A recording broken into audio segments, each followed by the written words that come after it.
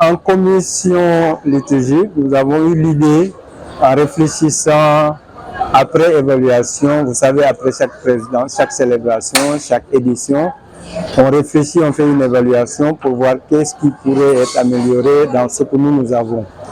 Alors en réfléchissant, on a pensé aux organisateurs à pouvoir organiser une messe spéciale pour eux, afin de les aider ou bien de les libérer pendant les autres célébrations pour qu'ils puissent se consacrer pleinement, entièrement à leur mission, la mission qui leur est dévolue, d'être au service des fidèles chrétiens qui viendront en pèlerinage. Donc cette année, cette édition de 137e a été pour nous une occasion d'expérimenter cette messe-là, la messe des organisateurs. Ça se faisait, mais pas avec les mêmes textes, les textes du pèlerinage. Cette année, on a voulu introduire.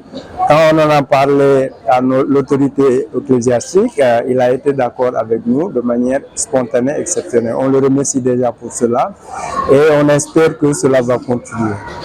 À tous les pèlerins, d'abord, on ne cessera jamais de lancer des appels. Vous avez entendu tout à l'heure pendant les annonces, il y a plusieurs des consignes qui ont été données, il y a des mesures liées au respect du culte.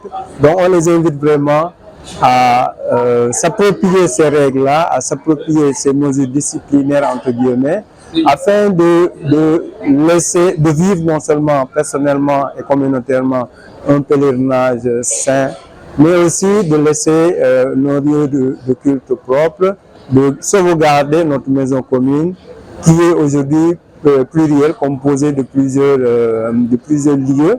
On a les deux sanctuaires, on a la grotte, on a la basilique, la tente de la rencontre. Voilà. L'idée, c'est vraiment non seulement de vivre un pèlerinage saint, mais aussi de laisser ces espaces liturgiques-là assez propres pour que tout pèlerin puisse s'y retrouver dans le calme, dans la paix, dans la tranquillité. Et un dernier appel, ça va être, on souhaite plutôt que tous les pèlerins puissent vivre des moments de rencontre fraternelle, mais des rencontres personnelles avec le Seigneur, pour un pèlerinage fructueux pour chacun et chacun d'entre nous, au bénéfice de nos familles et au bénéfice de notre Église diocésaine, l'Église en Afrique et l'Église dans le monde.